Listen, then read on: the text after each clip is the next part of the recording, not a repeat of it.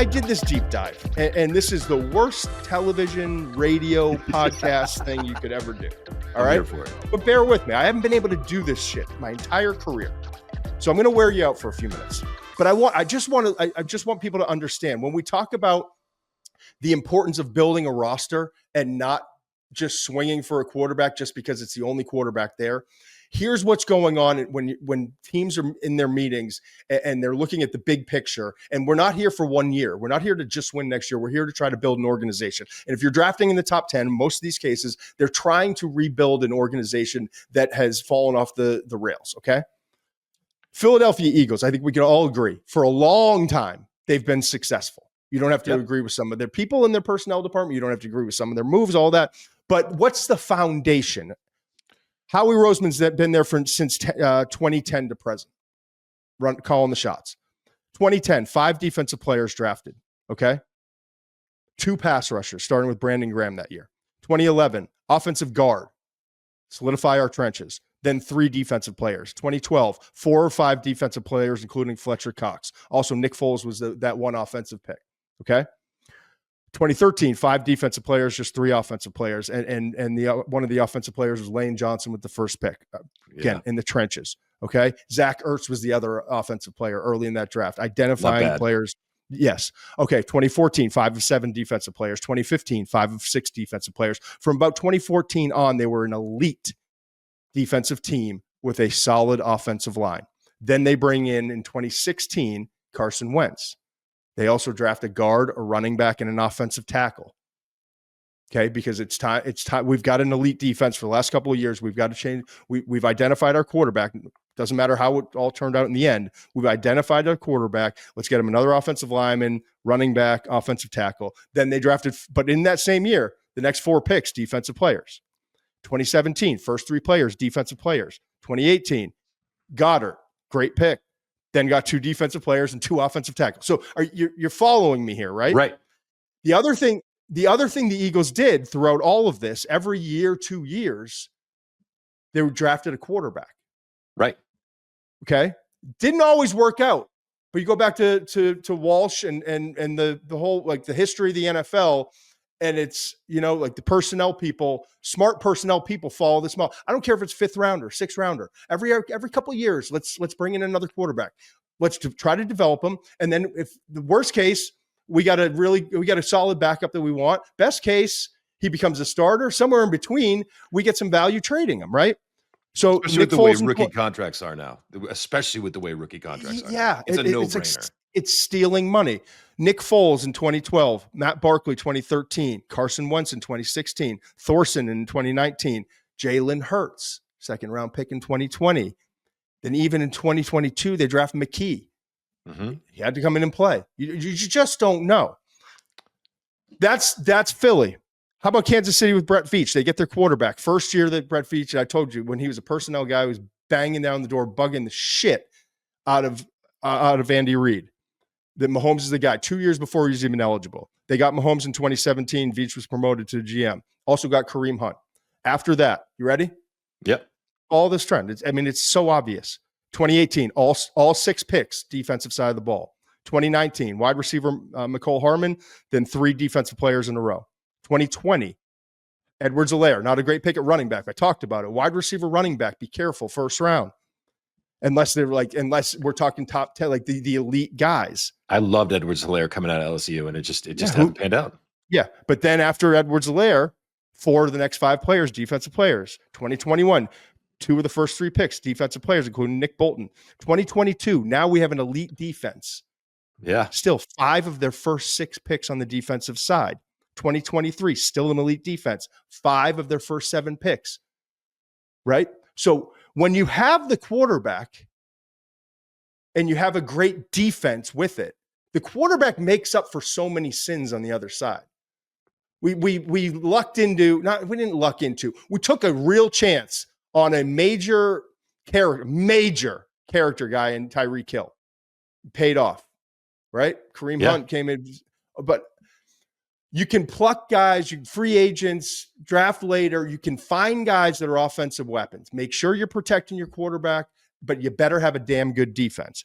Baltimore, same thing. Ozzie Newsome. I mean, you can go all the way back to the Ray Lewis and some of their picks, but you go back to 2009, like offensive tackle Michael Orr, then 3 defensive players. 2010, first 2 defensive players. 2013, first 4 players drafted defense.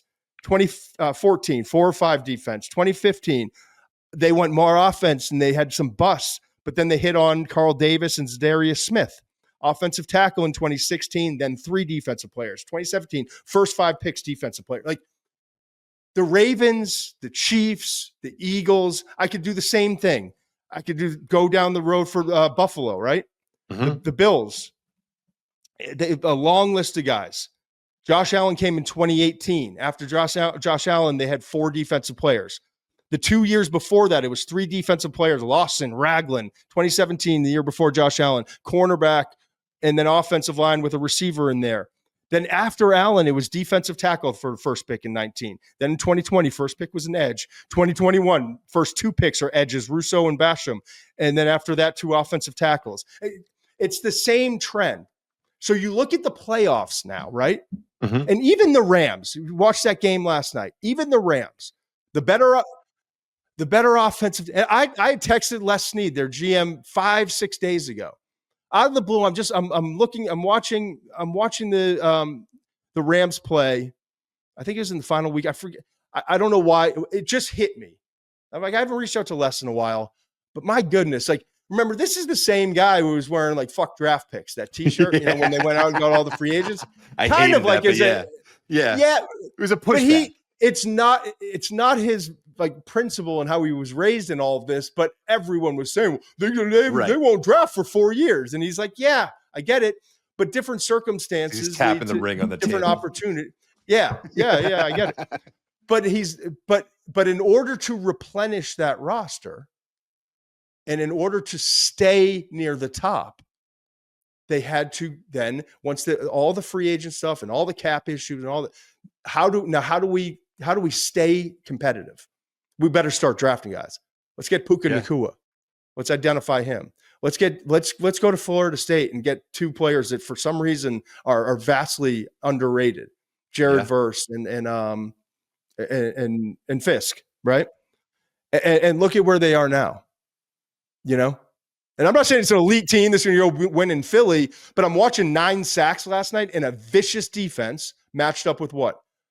A good quarterback that has enough weapon. You know what I mean? Like, this, like, to me, like, that's the draft blueprint. Right. That right there is the draft blueprint. Draft a quarterback, find your guy. If it takes 5 different hacks at it in 7-8 years, find your guy. But when you do it, already have everything in place.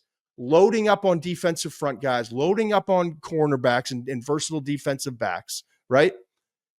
And making sure your offensive line is good enough to protect that asset. The rest, we can find a running back. Yeah. Wide receivers' value's gone up so much, and I get it, and it should be. But get one of the elite ones, or wait till the second round. Wait till the third. Like, there are other guys to get. Identify those guys.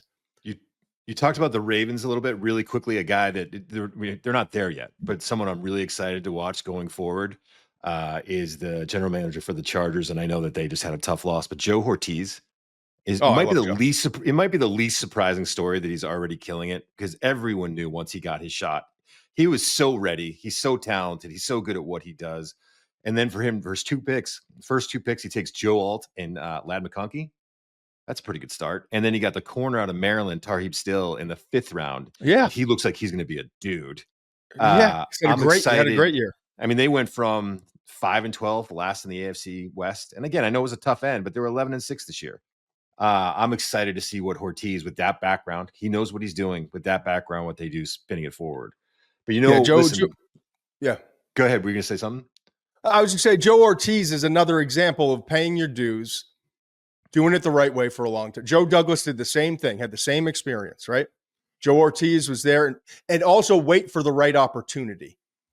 Find the right opportunity. Harbaugh, commitment Herbert from the organization, a quarterback. Like that, Vrabel's coming back to New England, Ring of Honor, Super Bowl rings, all that shit. Like all of that is fun. Right. Vrabel's in New England because of Drake May. Right. Period. Okay. I believe that. And it's why it was such an attractive job. If Drake May just kind of sputtered this year and didn't show all the promise, I don't know that they're landing Vrabel or an elite coach, because now you've got an owner that appears to be, after 1 year, kind of like meddlesome and what, like, I just don't know that that's the destination I want. You're not going to land a Ben Johnson, one of these, like the top guys. Vrabel and Ben Johnson are the top two names. New England landed one. And you can't tell me it didn't have a ton to do with Drake May. Absolutely not. So as that conversation is a backdrop, I love doing this to you. The Jets are calling, the Titans are calling, and the Raiders are calling. They all want to offer you the job. What's the best situation to go into as a GM right now? Which one of those spots would be the best for you? All right. Only two of them matter here, because the Jets are third by the greatest distance you can ever imagine. Yeah, I mean, you've made your thoughts clear about it, and if anyone hasn't heard it, it's the ownership. The ownership is an issue. It's been a mess for a long time. Then you also look at the Aaron Rodgers situation. They have aging free agents at tackle. You've got 3 young players you're going to have to pay soon. It's a mess, and it all starts with Woody Johnson, the owner, and you're obviously not a fan. Yeah, Woody Johnson could offer me $3-4 million to be the GM tomorrow, and I would turn it down. Okay, if you're listening, Mr. Johnson, I'd probably take that deal. Yeah, and I'd be your assistant GM.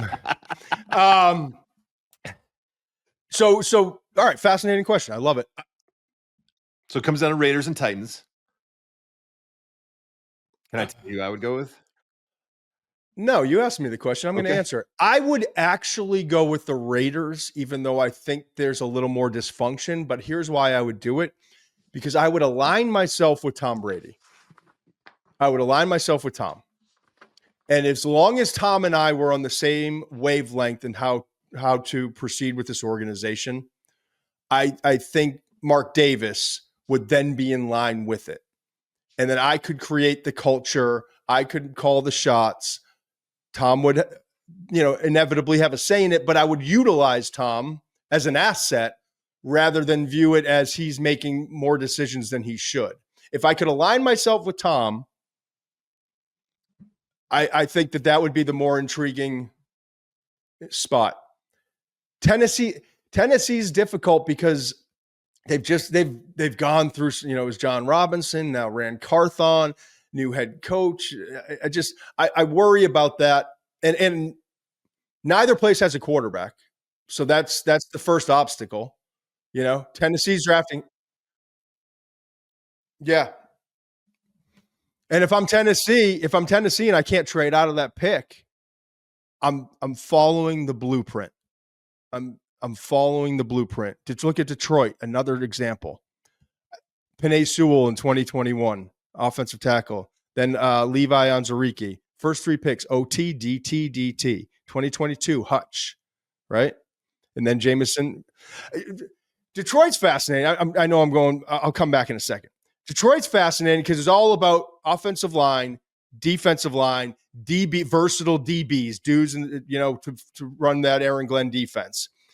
But Detroit's blueprint was this, and I don't have knowledge of the picks or anything like that. But Chris Spielman, I worked with him for years. He is a very close personal friend, and the things that he's preached to me and the things that are within that organization, with Brad Holmes as the clear leader, and I can't praise Brad Holmes enough for the job he's done in Detroit as the general manager since taking over that job in 2021.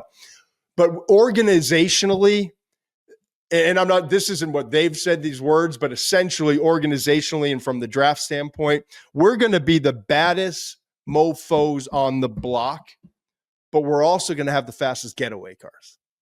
Yeah. Truly. That's a really interesting way. We're going to beat you up in the trenches. We're going to be bigger and stronger up front. We're going to have defensive linemen that are nasty. We're going to get after you. We're going to have DBs that can play, that are multiple, that'll come up and hit you. We're going to have all that stuff. Grit, right? Dan Campbell, all falls in line.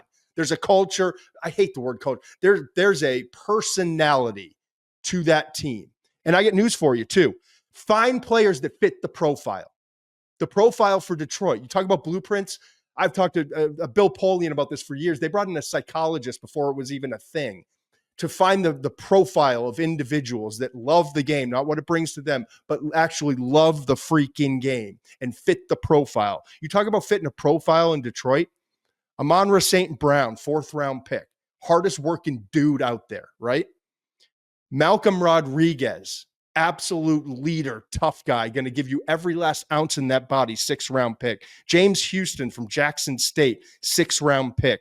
Josh Paschal, I don't know that we've ever evaluated a player, Mensch, sitting in hotel rooms in Mobile, in Indianapolis, talking to GMs and scouts. Like, the stories we heard about his leadership and what he had to overcome, like these are the profile of players. Some of the highest FBI guys, football intelligence guys out there.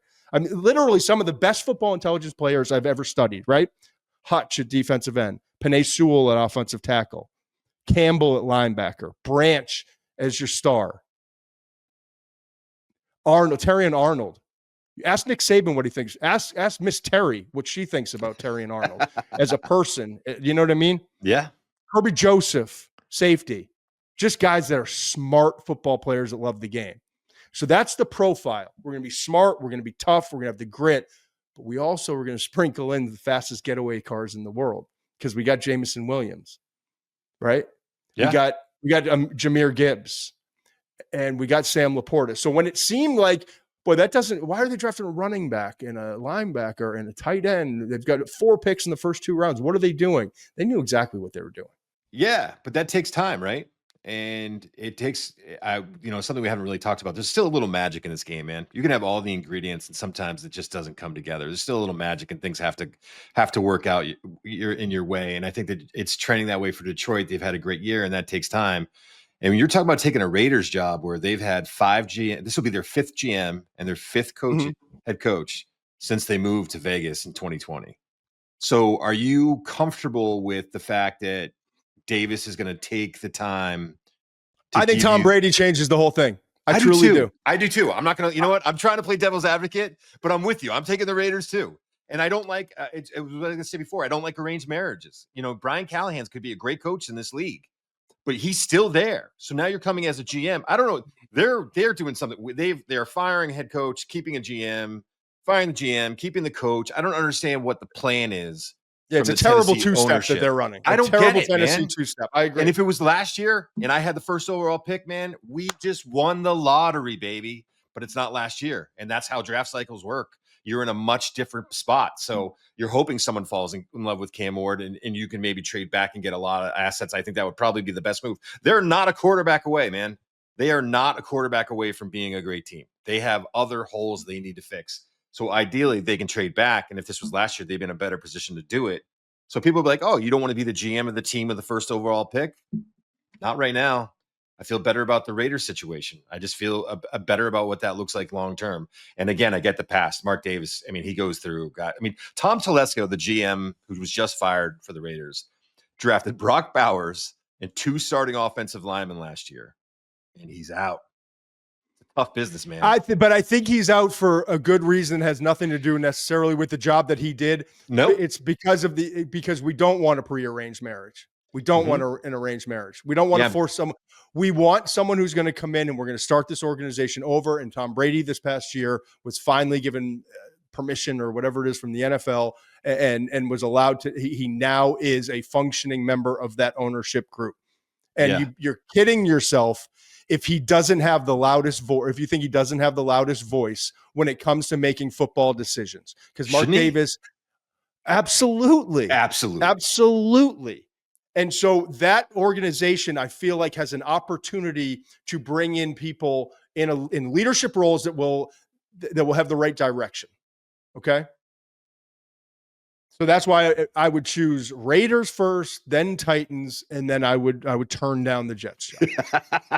I love that it's just a non-starter for you. Not even the challenge of going in and maybe turning that franchise around, a storied franchise that, a big market. You think you could maybe turn it around for him? No. The other thing, Stevie boy, that is very clear in going through all this, you'd be amazed how many teams wind up with 4 picks in a draft, 2 picks in a draft, 7 picks in the not 7, 5 picks in a draft, Right. And do it like 2 out of 3 years, or do it 3 years in a row. The Baltimore Ravens, I mean, it was always Ozzy's thing, and Eric DeCosta now has taken all that information and has put his touch on things, absolutely, and have a lot of respect for talking about someone who's grown up the right way and learned the right way and all those sorts of things. They've averaged 9 picks. They've had 104 picks since 2013. They averaged 9 picks a draft. I just talked about Buffalo. I didn't look up all these teams, but I promise you, all of them, it's the same thing. Buffalo, average 8 picks per year. Yeah. And you say, well, you have compensatory picks and you start off with 7 picks. You'd be amazed how many teams average fewer than 7 picks. Okay. Detroit, they loaded up on those 4 picks in the first 2 rounds. Look at that. That may go down as one of the greatest all-time drafts, truly. Jahmyr Gibbs, Campbell, Laporta, Branch, like phenomenal. In 2022, Hutch, Jameson. Talk about 2 years to rebuild an organization. How did they do it? They didn't go out and they didn't draft a quarterback number 1 overall and plug. They did it with those draft picks. Think of all those stars: Hutchinson, Jameson Williams, Pascal, Kirby Joseph, all the interceptions, Jahmyr Gibbs, superstar, Campbell at linebacker, Laporta, one of the best tight ends in the league, Brian Branch, absolute dog and playmaker. Like those 2 drafts alone, but they had 8 picks that were early in those 2 drafts. You got to nail them. Right. Like you got to get those picks right. I'm not devaluing the process of evaluating players. If I did, I would be devaluing my life, right? Like that's what we do. We sit here, I watch tape on that screen and and we take notes and we compare this to that and we cross-check each other. But there's a lot of people that can evaluate talent. Then it's figuring out the profile of a player, how he fits what we want to do. Where do we want to attack in the draft? How do we move back and get more picks? So when we pull up that top 10 draft order again, and we start taking a look at it and we say, I'm not sure on Cam Ward. I see there's a lot of talent. I'm not sure on Cam Ward. I'm not sure on Shador. I think he's the best pure passer in this class. I think he has outstanding accuracy and touch. And I think he has instincts as a passer when things break down. But I'm worried about his pocket instincts. I'm worried about holding on to the ball too long, taking too many sacks. I'm worried about his frame a little bit. Doesn't have an elite arm. And I look at the Tennessee Titans and I say, yeah, we need a quarterback. Will Levis isn't the guy. But if I trade back here, right? If I trade back here and I pick up a second this year and a first next year, what would that do? What would that set up my organization for? And if I trade back to, let's say, 6 to the Raiders or even 3 to the Giants, and I'm able to get those, I can still get it. Maybe it's not Abdul Carter or Travis Hunter, but I'm still getting a good football player. Let's throw up that top 10 or top 12 prospects in this class. Here's the updated top 12 as I have it. Got to fill in a couple of those jerseys numbers. It's not unlike me to be missing a couple of jersey numbers. We'll get those. At this point, we're about to shift focus from the college football playoff to the NFL draft. But Travis Hunter, Abdul Carter, right? But Yep. then there's still Mason Graham at defensive tackle from Michigan. Also Michigan, Will Johnson, the cornerback. There's still pass rushers, Mykel Williams, Jalen Walker. You go and there's more beyond that, right? Talk about Pierce at Tennessee, Scorton from Texas A&M. You talk about there's a running back to get a little bit later in the first who looks like an absolute star. You've got offensive tackles a little bit further down. It's not a great tackle class, but if I trade down, get a second this year, get a first next year, get multiple picks and can get an offensive tackle like Josh Connerly that I believe in, Kelvin Banks we've talked about, Will Campbell getting a lot of love recently, by the way. Yeah, that's interesting. From LSU. But I've got Shador Sanders and Cam Ward neck and neck, same grade, 91 grade, sitting at 11 and 12. Why am I taking that at number 1 overall? Now, that doesn't mean Tennessee might have Cam Ward at number 1 overall. And there's talk that they may. Okay. Yeah. But I'm with They you, may man. have, and the Giants may have Shador Sanders as their number 2 overall prospect or number 1 overall prospect. And there's talk that they may. But if I don't believe in those guys, how about I follow this blueprint of Philly, Chiefs, Ravens, recently Detroit, Bills recently, and start the process now. Try to trade back. If not, get my edge. Get a defensive lineman. You know what I mean? Start building a profile for my team and make this the first pick of the new regime. We're going to be physical. We're going to get after your ass. We're going to load up on defensive prospects early. We're going to get pass rushers. We're going to get DBs that can cover these guys in the league. I'll get my quarterback. Sooner or later, I'll get my quarterback, and I'm going to keep taking swings, free agency, bring in some retreads if I have to, draft one. But I'm going to put myself in position as an organization with 2 number 1s next year if I can get it. If there's a quarterback next year that I love, if we see the development in Garrett Nussmeier from LSU, if we see the development in Carson Beck, whoever rises, to the top. Maybe I'm in position next year to get a guy that I truly believe in. And I package those picks, move up, and go get that guy. Just like Kansas City did. Just like Buffalo did. And again, this is why it's another example of why you need the support and just the support of your ownership. You need to be able to go to your ownership and be like, look, man, I know you've seen what happens with the Commanders and they've turned this thing around in a year. And I wish we were in a position to do that. The stars aren't aligned like that for us. This is our plan. It's going to take a minute. Understand that there's going to be some struggles going forward, but we have a really good plan to turn this organization around in the right way and not have that, that year where we're just going to go, 10-7 and be a wild card team because we got, everything fell in place for us. We're building a long-term competitor here. And if you can get ownership to be like, I understand what they're doing, and they should get 2 to 3 years of trying to build this thing out, it's important that you have that kind of support for the ownership.